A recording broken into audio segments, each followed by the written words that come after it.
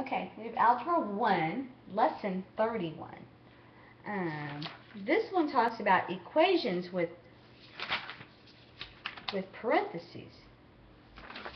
Alright? So let's talk about equations with parentheses. When equations contain parentheses, we begin by eliminating parentheses. If the parentheses are preceded by a number, we must use the distributive property. So for instance, let's look at this one. Example 31.1. It says, solve 2 times 3 minus b equals b minus 5. So the first thing you want to do here is, the first step is to do you have a distributive property that you can distribute on either side? This side? No, but this side we do. So we're going to distribute, because we can't combine 3 minus b because they're not like terms. But we've got to get rid of these parentheses, so we have to use distribute. That's why we have the distributive property, so we can do one of those. So 2 times 3 is 6. Positive 2 times negative b is a negative 2b. Okay, so that's the first step, is we want to expand that left side. Now, the second thing you want to do is you want to get the variable isolated to one side. I've got the variable on two sides. I can either take this negative 2b to the right, or this positive b to the left. I'm going to take this to the right. So by doing that, I'm going to add its opposite. We all know what opposite means. This becomes 0, because a number times its opposite is always 0. This is an applied coefficient of 1. You have like terms, so I can combine 1b and 2b. Because they're both positive, I add them. Alright? The next step is you want to get rid of the constant on the side of the variable. Where's the variable? It's on this side. Is there a constant? A constant is a number without a variable. Isn't it negative 5? So how do I get rid of it? I add its opposite. What is its opposite? Plus 5. So then I get 11 equals 3b. Okay? Then the last step is I want to get rid of the coefficient of the variable, which is 3b. You see that glare? And how do you get rid of it? You want to make that 1, and you divide by both sides by 3. And simply I get b equals 11 thirds. Okay? That's all it is. So let's look at example 21.2.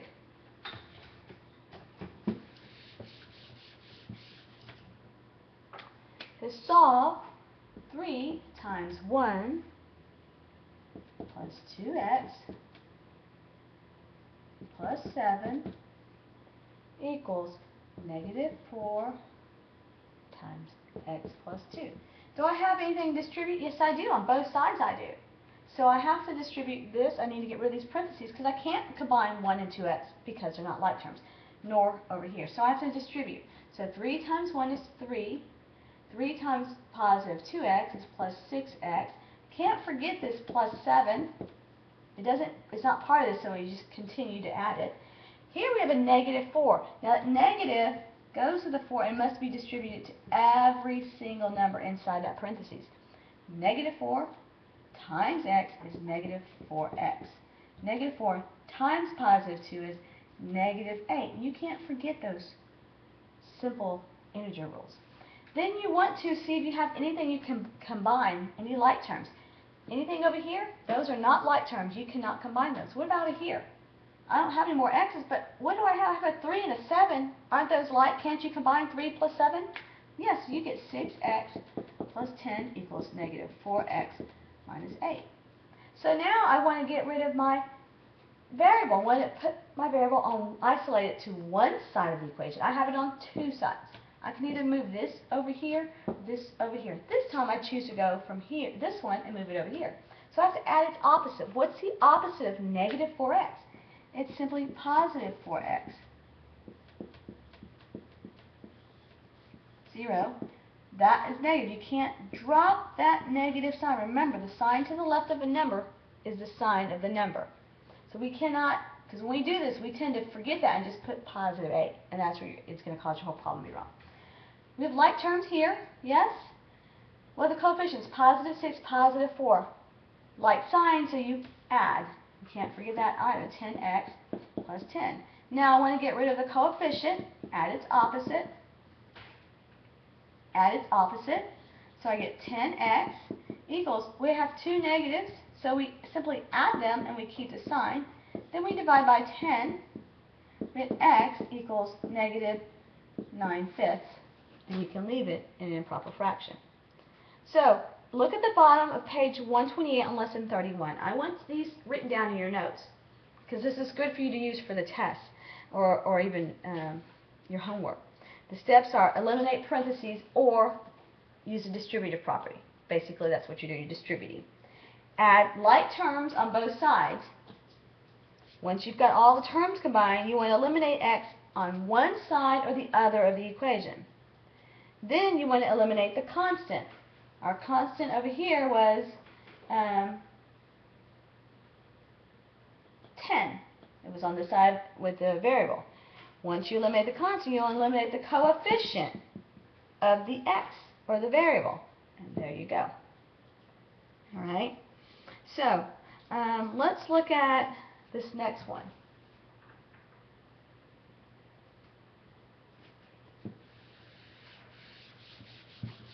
So let's look at example 31.3. So 15 times 4 minus 5x equals 16 times 4 minus 6x plus 10. Well, I've got to eliminate my parentheses by using the distributive property. So 15 times 4 is 60. If you girls don't know that, or guys don't know that, you need to know that. You should know multiples of 15. 15 times 5 is 75. So minus 75x. Oops, that's not right. Yes, that's right. Sorry. 75x equals 16 times 4 is 64 minus 96x plus 10. Okay? 16 times 4, 16 times a negative. So nothing to combine here. Over here, 64 and 10, positive and positive. So I'm 75 minus 96x. So now I want to get rid of my negatives. I'm going to choose and put this one over here. So I'm going to add its opposite. So I get 60. Now you have a negative 75 and a positive. So you're going to find the difference between these two, which is 21x. 96 is bigger, so it's going to be plus because it's got a positive sign. Does everybody see that? Okay, equals 75. Minus 60, 21x equals, 15 divided by 21, x equals 5/7. Oh, I did some bad math somewhere.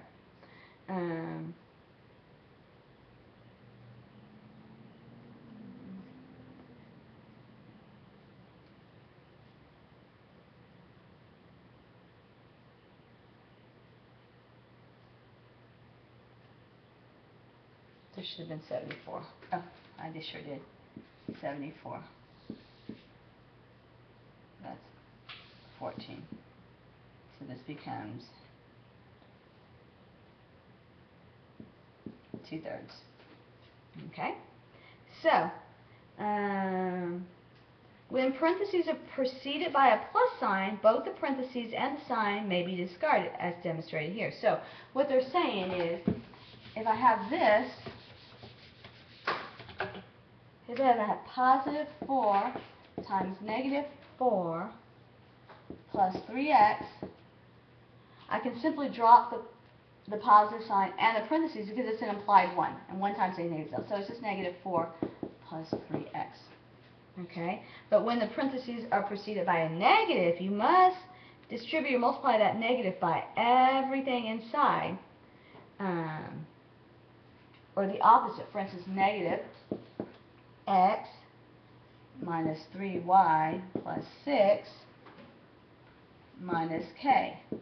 So, even though I don't have a number out here, I have a negative. That's an implied negative 1. You have to distribute that all the way through to get rid of that parentheses. So this is a positive x. So it becomes negative x plus 3y minus 6 plus k. So everything just switches to its opposite. So if you have a negative with the parentheses, that negative must be distributed. If it's a positive, well, positive times anything, it's just what it's not changing the sign, so you keep it the same. It's only if you have a negative. All right? So let's do example 31.5. So for instance, if we have a negative 4y minus 17 plus negative y equals 2y minus 1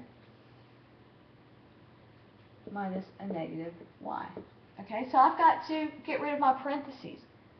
Oops, I have a negative on the outside.